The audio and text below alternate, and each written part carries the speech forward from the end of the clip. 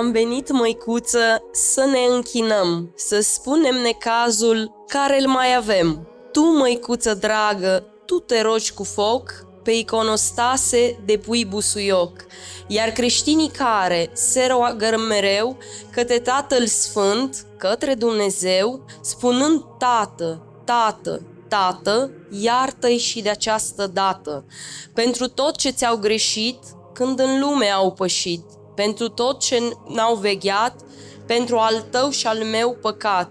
O, mama mea, o, mama mea, o dă-mi astăzi iertarea ta, o ține-mă în brațul tău, de-mi bine, de-mi greu, tu plângi astăzi pentru omenirea întreagă, ce ți este Maica atât de dragă.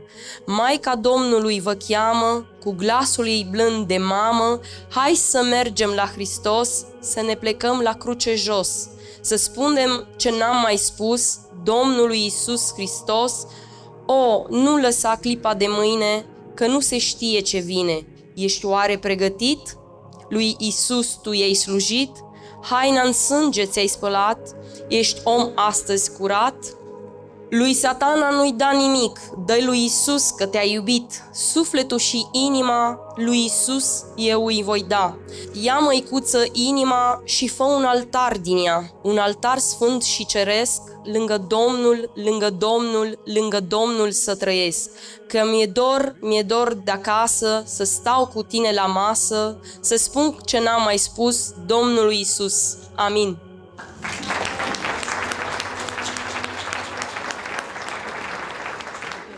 O, măicuță sfântă, tu ești mama mea, tu ești prea curată și scăparea mea. Mi-ai venit, măicuță, în ajutorul meu, atunci, draga mea măicuță, când mi-a fost mai greu.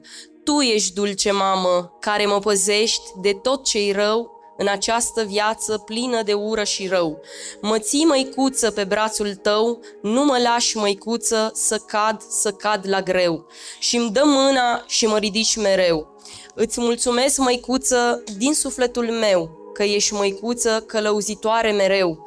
Dulcea sărutare ce mi-o dai mereu, mă face să plutesc mereu către cerul sus, lângă tine și Domnul Iisus.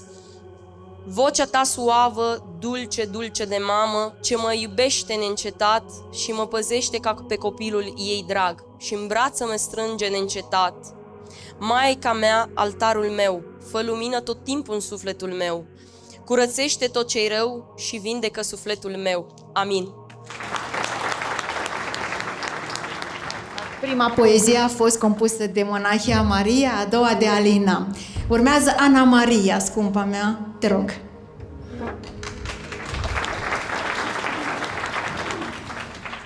Sub o salce înaltă, Maică Sfânta se opri și cu vocea îndurerată către salce grei. Dacă îmi cunoști durerea și voiesc să-mi o alini, să-mi dai ramurile tale și o cunună fără de spini. Fiul meu e sus pe cruce, încoronat cu spini pe cap, și cu ea la el m-aș duce, ca din chinuri greu să-l scap. Dar evreii n-o lăsară, cu coroana fără de spini și cu voia ca el să moară, încoronat și în mare chin. De atunci salcea miloasă nu s-a mai ridicat de sus și-a rămas așa plecată ca să-l plângă pe Iisus. Și voi, creștini ce aveți un nume și l-aveți pe Dumnezeu, iubiți-l pe această lume, pe Tatăl și pe Fiul Său. El pentru omenire crucea în spate a purtat și pentru a noastră mare iubire, jertfă, El astăzi s-a dat. Amin.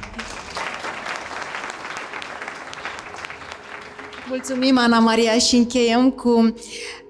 Eu cred că îi spun pompierul de serviciu. De ce? Că când nu răspunde părintele Isaia și nu dăm de el niciun chip, apelăm la pompierul de serviciu. Doamna Milica va citi o poezie compusă de monahia Maria. Doamna Milica, vă rog. Mulțumesc.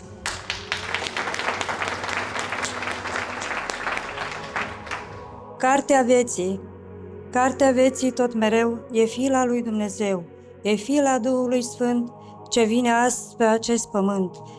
Ne dai, Maică, dragostea ta să știm o așeza, să știm astăzi în Duhul Sfânt să fie pace pe acest pământ.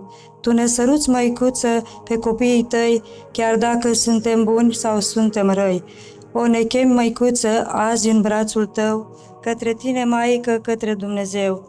Ce ai găsit, Doamne, la mine, ce ai găsit bun și frumos, să cobor din înălțime cu așa un păcătos? Tu pe cruce ai murit, pentru mine te-ai jertfit. Pe al tău și al meu păcat, Doamne, Iisus, viața ți-ai dat. Lacrimi de durere, când se vor sfârși, o Iisuse al meu, cu mine tu să fii. O iartă-mă, mamă, pentru tot ce ți-am greșit, când în lume am pășit. Iisus, drag, tu ne arăți calea către mama ta, să fie tot mereu, tot de-a pururea. Amin. Amin.